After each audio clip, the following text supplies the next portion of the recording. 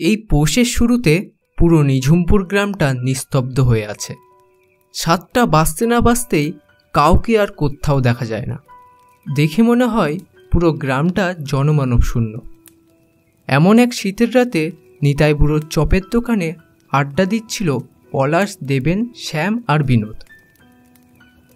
এই পলাশ, তুই কালকে বলেছিলি না আজকে আমাদের সবাইকে চপ খাওয়াবি? বলেছি তো খাওয়াবো। ও নিতাই বুড়ো, সবাইকে একটা করে আলুর চপ দাও তো। দাঁড়া, আলুর চপ এখনো হয়নি, একটু সময় লাগবে। নিতাই বুড়ো চপ ভাজতে লাগলো। এই নিঝুমপুর গ্রামটা বেশ বড়, তাই আশেপাশের গ্রাম থেকেও লোকজনেরা এই গ্রামে আসে হাট বাজার করতে। শীতের মধ্যে হাটবারে 2-1জনকে দেখা গেলেও বিনা হাটবারে একটা কুকুর বেড়ালকেও দেখা যায় না। নিতাই বুড়োর দেওয়া গরম চপে কামড় বসিয়ে বিনোদ বলল, এই শীতের রাতে একটা পিকনিক করলে কেমন হয়? কথাটা তুই একেবারে মন্দ বলিসনি বিনোদ। এই ঠান্ডার রাতে গরম গরম ভাত আর মুরগির মাংস জমে যাবে, কিন্তু ভেবেই তো আমার জিভে জল চলে আসছে। হ্যাঁ, সেসব তো ঠিক আছে, তা পিকনিকটা করবি কোথায়? কেন, আমাদের গ্রামের শেষে একটা মাঠ আছে না, ওই মাঠটিতে করলে কেমন হয়? নয়নাতলির মাঠ। নয়নাতলির মাঠটির নাম শুনে নিতাই বুড়োর মুখটি কেমন যেন ফ্যাকাশে হয়ে গেল। তোরা আর কোনো জায়গা পেলি না পিকনিক করার? কেন, কি হয়েছে খুড়ো? ওই মাঠে অপদেবতার বাস, ওটাই ওদের রাস্তা না, ওখানে ওরা কাউকে ঘেঁষতে দেয় না। নিতাই বুড়োর এমন কথা শুনে শ্যাম ও পলাশ সহ বাকিরাও হা হয়ে তাকিয়ে রইল। নিঝুমপুর গ্রাম যেখানে শেষ হয় সেখান থেকেই নয়নাতলির মাঠ শুরু। মাঠের ওই পাশেই নয়নাতলি গ্রাম। 2 গ্রামের মাঝেই মাঠটি অবস্থিত। সেসব অনেক পুরনো কথা, এখনকার সময় কি ওসব কেউ আর বিশ্বাস করে? আমি তোদের বারবার করে বলছি, ওই জায়গায় তোরা ভুলেও যাস না। ও বুড়ো, রাখো তো তোমার এইসব গাঁজাখুরি গল্প। এই তোদের সবাইকে বলছি শোন, কাল বিকালে বাপির টোটোতে করে বেরিয়ে পড়বো। যেতে তো একটু সময় লাগবে, ওই জন্য একটু সকাল সকাল বেরোতে হবে। এই বলে তারা নিতাই বুড়োর চপের দাম মিটিয়ে যে যার বাড়ির দিকে চলে গেল।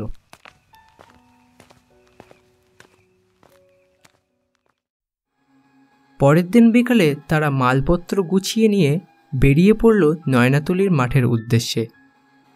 টোটোর ওপর রয়েছে হাঁড়িকুড়ি এবং রান্নার সব জিনিসপত্র। ওদের খোঁজ গল্পের মধ্য দিয়ে টোটো এগিয়ে চলল। রাস্তার 2 পাশ দিয়ে সারি সারি গাছ এবং বহুদূর বিস্তৃত ফাঁকা মাঠ। নয়নাতলির মাঠ এখান থেকে প্রায় না হলেও 1 ঘন্টার রাস্তা। যেতে যেতে সন্ধ্যা হয়ে যাবে, সেই জন্যই ওরা সকাল সকাল বেরিয়ে পড়েছে।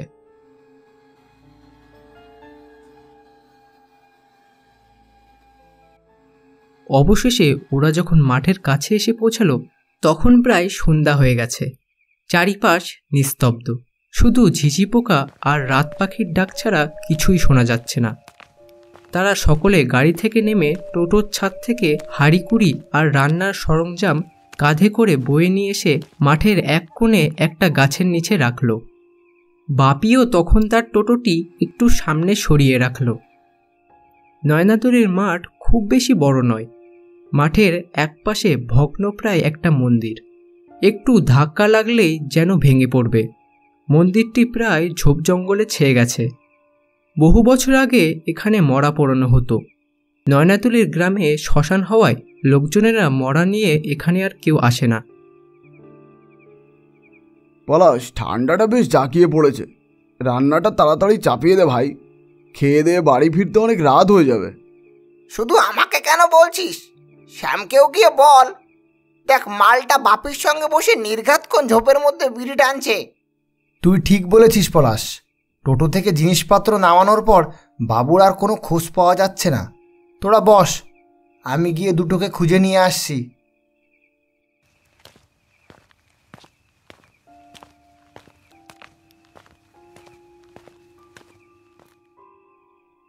এই শ্যাম, তোরা 2 জন এই ঝোপের মধ্যে বসে বিড়ি টানছিস? তোদের কোনো আক্কেল বোধ আছে? একেতে শীতের রাত, রান্না চাপাবো কখন আর খেয়ে দিয়ে বাড়ি ফিরবো কখন? দেবেনের কথা শুনে তারা পিছনের দিকে ফিরল। তারপর দেবেন যা দেখল তাতে তার হৃদস্পন্দন প্রায় থেমে এলো। সামনে যে দুজন বসে আছে তাদের রক্ত মাংস মুখের জায়গায় আছে দুটি কঙ্কালের মাথা। আমাদের ডাকতে এসেছিস? তুই যা, আমরা একটু পরেই আসছি। এমন বীভৎস দৃশ্য দেখার পর দেবেন আর দাঁড়িয়ে থাকতে পারল না, ভয়ে চিৎকার করে ছুটে পালালো।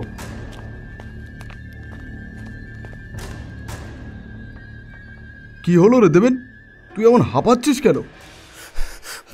ভূত, শ্যাম আর বাপি ভূত। আরে কি সব উল্টোপাল্টা বকছিস?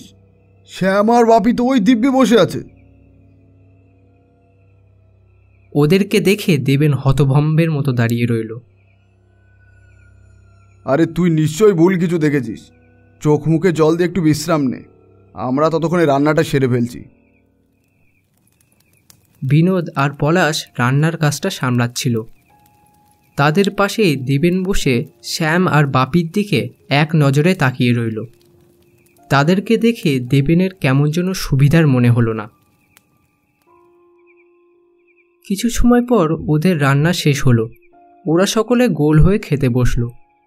দেবেনও ততক্ষণে সেই ঘটনাটা মনের ভুল ভেবে উড়িয়ে দিয়েছে।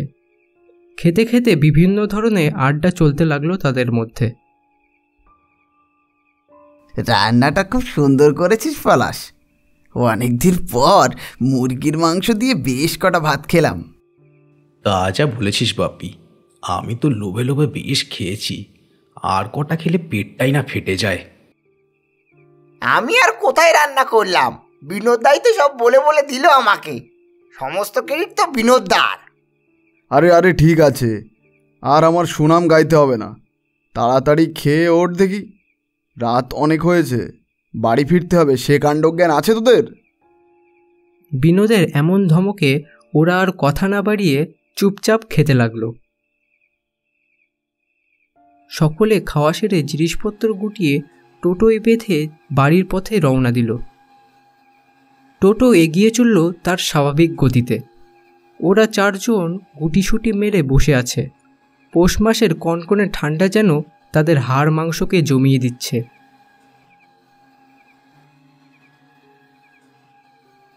খানিক পর ফাঁকা মাঠ পেরিয়ে তারা নিঝুমপুরে প্রবেশ করল। টোটোটা এসে দাঁড়ালো নিতাই বুড়োর দোকানের সামনে। বুড়োর দোকান ততক্ষণে বন্ধ হয়ে গেছে। তারা গাড়ি থেকে নেমে জিনিসপত্র নামিয়ে যে যার বাড়ির দিকে চলে গেল। বাপিও তার টোটো নিয়ে বেরিয়ে গেল। এরপর বেশ কয়েকদিন কেটে গেল। এর মধ্যে হঠাৎই নিঝুমপুর গ্রামে এক ধরনের মহামারী নেমে এলো। প্রতি সপ্তাহে কেউ না কেউ অস্বাভাবিকভাবে মারা যাচ্ছে। গ্রামের প্রতিটি মানুষের মনে ভয়ের ছাপ স্পষ্ট। কেউ কেউ তো আবার ভয়ে গ্রাম ছেড়ে শহরে যেতে লাগলো। পুলিশও এসে এই ব্যাপারটা নিয়ে কয়দিন তদন্ত চালালো, কিন্তু তারাও এই অস্বাভাবিক মরণের কোনো কুল কিনারা পেল না। এক সন্ধ্যায় পাড়ার সব ছেলে ছোকরা আর বয়স্করা মিলে নিতাই বুড়োর দোকানে বসে এই বিষয়টিকে নিয়ে আলোচনা করছে। দেখো, আমার মনে হচ্ছে এই গ্রামে একটা চণ্ডী কালী পুজো দেওয়া দরকার। এই গ্রামে হয়তো কোনো পিশাচ বাস করেছে। প্রতি সপ্তাহে শনিবারেই কেউ না কেউ মরছে। লোকজন সব ভয়ে যে যার বাড়ি ছেড়ে অন্য গ্রামে পালাচ্ছে। এইভাবে চলতে থাকলে পুরো নিঝুমপুর গ্রামটা তো শ্মশানে পরিণত হবে। এবার বলো, তোমাদের এই ব্যাপারে কি মতামত আছে? আমরা তো কেউ কিছুই বুঝতে পারছি না কি হচ্ছে।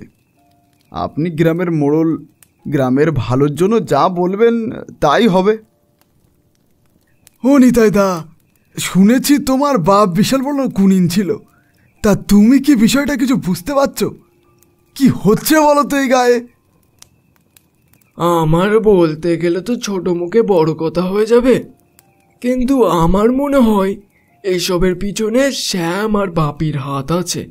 নয়নাতুলি মাঠ থেকে আসার পর ওই দুজনকে গায়ের কোথাও দেখা যায়নি। না জেনে শুনে কী সব উল্টোপাল্টা বকছো বুড়ো? শ্যাম আর বাপি এই কাজ কখনোই করতে পারে না। তোমার কি মাথা খারাপ হয়ে গেছে? আমি জানতাম আমার এই কথা তোমরা কেউ বিশ্বাস করবে না। আজই তো সেই শনিবার, নিশ্চয়ই আজও কেউ মরবে।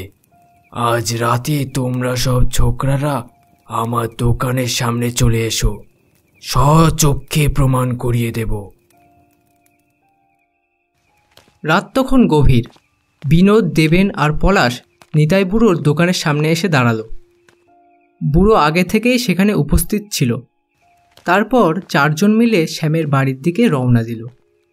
আজ সেই ভয়ঙ্কর শনিবার, তাই সকলের ঘরেই আলো জ্বলছে, কারুর চোখে ঘুম নেই।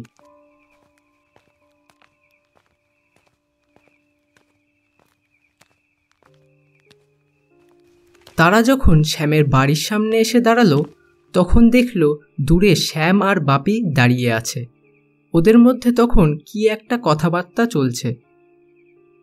এদিকে নিতাই বুড়ো সহ বাকিরা একটা পাঁচিলের পিছনে লুকিয়ে ওদেরকে লক্ষ্য করতে লাগলো। ওরা নিজেদের মধ্যে কি আলোচনা করে গ্রামের পূর্ব দিক ধরে হাঁটতে শুরু করলো।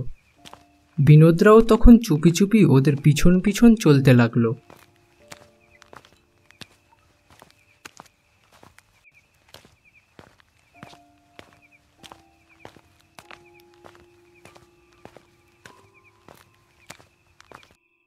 ওদিকে তো রবিন দাদুর বাড়ি, ওরা ওইদিকে কি করতে যাচ্ছে? নির্ঘাত আজ তাহলে ওরা রবিনকে মারবে। তাড়াতাড়ি চল, রবিনকে আজ বাঁচাতেই হবে। ওরা তখন তাড়াতাড়ি ছুটতে লাগলো।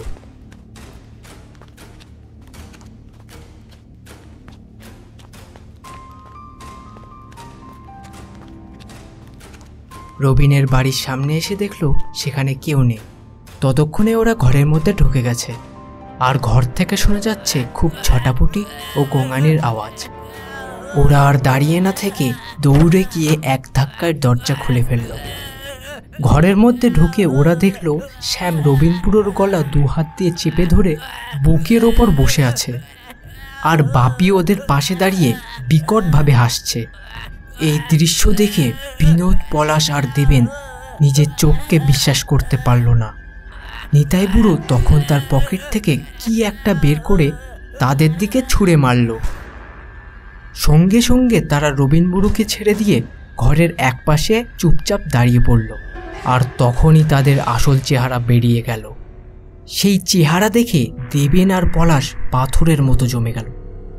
ভয়ঙ্কর ঠান্ডার মধ্যেও ততক্ষণে তাদের গা দিয়ে ঘাম ঝরতে শুরু করেছে। কারা তোমরা? আর এইভাবে গ্রামের লোকেদের কেন মারছো? কি চাও কি তোমরা? আমরা হলাম নয়নাতলি মাঠের তো জগায় আর মাথায়। আমরা এই গ্রামে এসেছি আমাদের মৃত্যুর প্রতিশোধ নিতে। বহু বছর আগে তোদের গ্রামের লোকেদের জন্যই নয়নাতলি মাঠে মরা পোড়ানো বন্ধ হয়ে যায়। তারপরে আমরা কাজের জন্য গ্রামে গ্রামে ঘুরে বেড়াতাম, কিন্তু মরা পোড়াতাম বলে আমাদের কেউ কাজে নিত না। শেষে না খেতে পেয়ে ওই নয়নাতলির মাঠেই মরি আমরা দুজনে। শিয়াল কুকুরে আমাদের দেহটা ছিঁড়ে খেয়েছিল, কোনো দেখার লোক হয়নি। তাহলে তোমরা এখন কি চাও? আমরা চাই নয়নাতলি মাঠে আবার মরা পোড়ানো। ঠিক আছে, তাই হবে, কিন্তু তোমরা শ্যাম আর বাপিকে কোথায় রেখেছো? ওদের তো আমরা সেই দিনই মেরে দিয়েছিলাম। ওদের দেহ দুটি মাঠের কোণে ওই পুরো মন্দিরের মধ্যে আছে। এই কথা শোনা মাত্রই দেবেন আর পলাশ মাটিতে ধপ করে বসে পড়ল। বিনোদের মুখটাও তখন ফ্যাকাশে হয়ে গেছে। বন্ধুর এমন অকাল মৃত্যুতে তারা শোকে আচ্ছাদিত। নিতাই বুড়ো এবার একটা তাবিজে মন্ত্র পড়ে তাদের দিকে ছুটতেই তারা ভয়ঙ্কর চিৎকার করে বাতাসে ধুলোর মতো মিশে গেল। পরের দিন সকালে মন্দির থেকে শ্যাম আর বাপির দেহ দুটি বের করে গ্রামের লোকেরা নয়নাতুলির মাঠেই তাদের শেষ কাজটি সম্পূর্ণ করল। আজকে আমাদের সাথে ছিল কার্টুনস অ্যানিমেশন। তোমরা চ্যানেলটিতে গিয়ে ঘুরে আসতে পারো।